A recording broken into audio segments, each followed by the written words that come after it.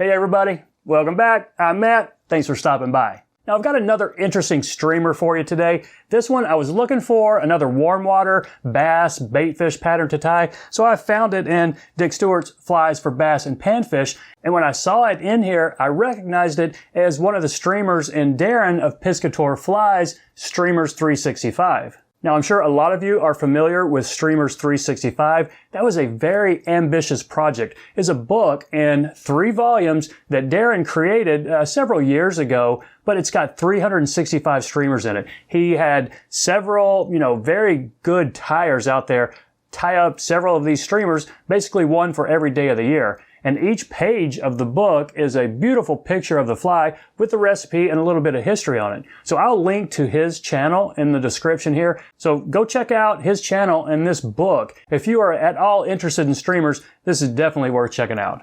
So about today's pattern, it's another one with a really cool name. It's called The Thief. It was created by Dan Gapen from Minnesota, who is the son of Dan Gapen, who created the Muddler Minnow, a very popular streamer for both trout and warm water fish. So this one, The Thief, looks pretty similar to a Muddler Minnow, but it's not as hard to tie. It doesn't have the spun deer hair head. It's got a black chenille head. So I'm sure it fishes very similar to a muddler, but it's just a bit easier to tie. But it's still a really cool looking pattern, and I think you're going to like it. Let's give it a shot. There it is, The Thief. Pretty cool looking streamer. Now I'm tying this on a size 6. It's a 5 extra long streamer hook. And I've pinched the barb off right there. First thing I'm going to do is put down a base of black thread. Use whatever thread you want. This is a 70 denier. You could certainly go to a 140 or 210. But take it all the way back to the bend.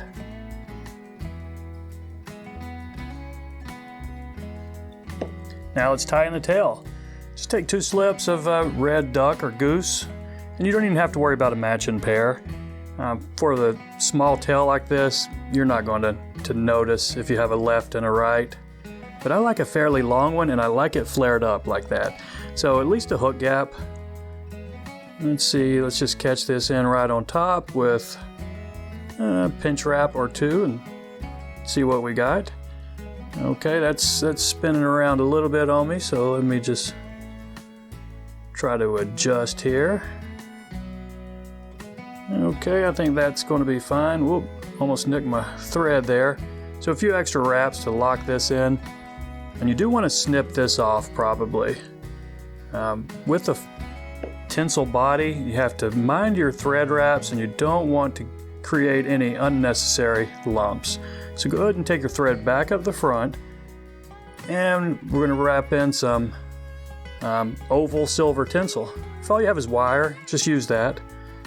But the trick here, and my goal here, is to just keep this on top so that it will keep my body underneath as smooth as possible. So just catching this in with some open wraps on the top all the way back. Okay, that's far enough. Now for my tinsel, I'm using this is a size 10, which I think equates to a large. I've cut a little V notch in it right there.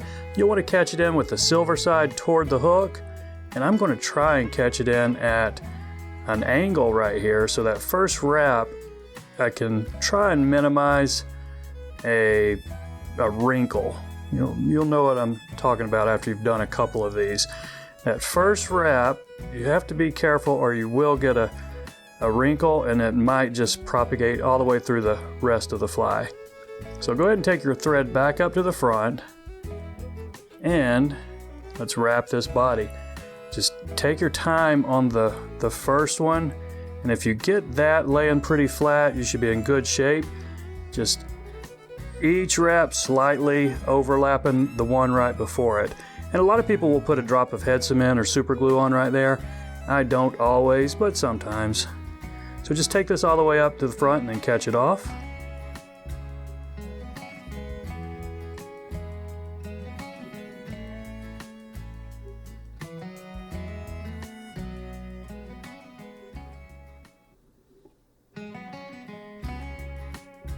Okay, 2 wraps right there, and I got a big lump that I don't like, so I'm going to try to back that off and see if I can take care of that.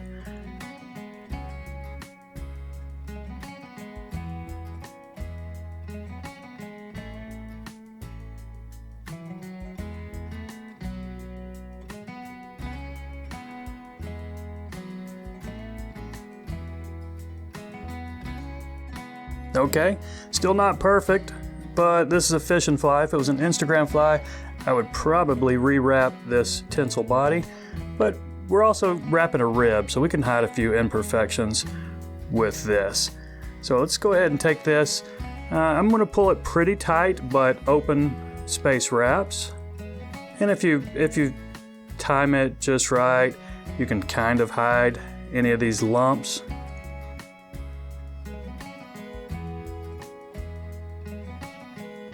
Okay, catch this off with a couple wraps up front. And again, not perfect, but it'll do. Let's go ahead and snip this off. Now we're going to tie in our first part of the wing, which is just some squirrel tail, and doesn't need to be a real big chunk. Let's see, I'm going to take a chunk maybe about like that right there, maybe a little more than that, and I put it in my stacker because squirrel does stack pretty well. It's a very slippery material, but I'm definitely going to put a little bit of wax right here. This will help bind this when we're tying it in. So put it in your stacker, a few good wax, and let's see how well this stacked. That's pretty straight. And we're going to want the tail. I'm going to grab it by the tips, pull out any short hairs. We're going to want the tail about to the back of that red if you've got a long enough squirrel, depending on the size of your hook. So I think we can definitely do that. So right there. And I'm going to make a couple of pinch wraps and check my position. And I'll show you one trick we might have to do.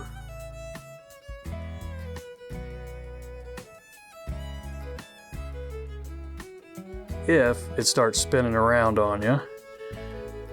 And I need to go back a little farther than that, but that's okay. I mean, we still got a turkey wing, and then we still got some chenille to put on, so I can use that little bit to help lay it flat. I don't necessarily want it that flat, so here's the trick I'm talking about.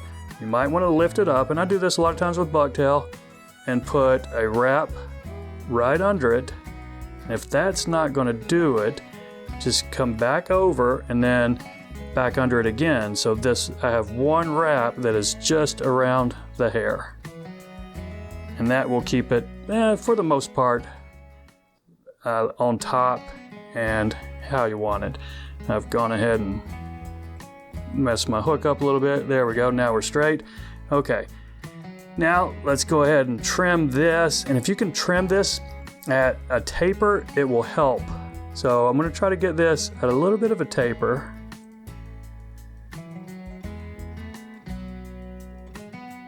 And let's just smooth this out, spend a few wraps right here, try to put a smooth base down right back to the eye.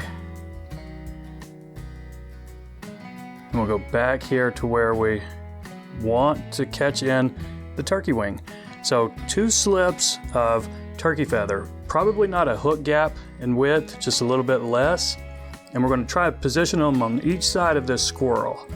And again, about the same length as the squirrel tail. So I'm going to just lay these on here, try to keep my tips in line. And get them, see that? They're both on each side. The tips are lined up well enough. So I'm going to keep them on top a little bit, but kind of on the side. So I'll do a pinch wrap right here, and then another one, and then take a look at it before I really secure them.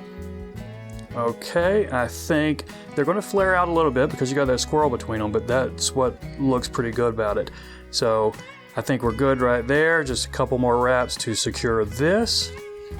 Now go ahead and snip these off. And you don't have to worry so much about a taper right here, but it might help.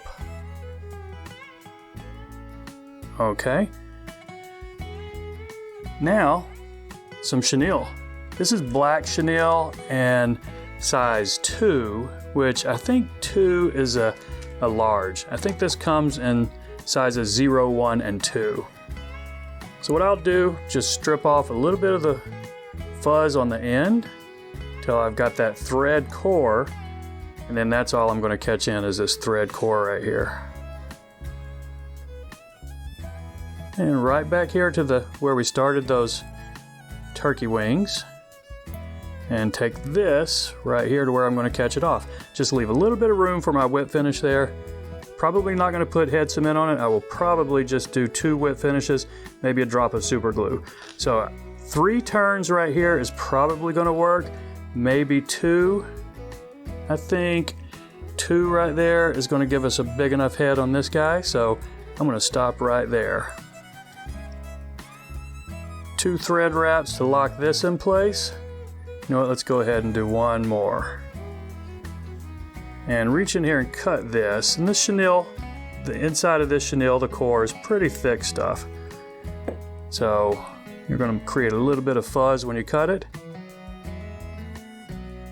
And this is why I don't put head cement on there, because it's just going to mat up your chenille. What you can do, and I'll do this with a lot of flies that I can't put head cement on. Just put a small drop of super glue right there, and then I'll do my whip finish real quick before that glue gets anywhere else.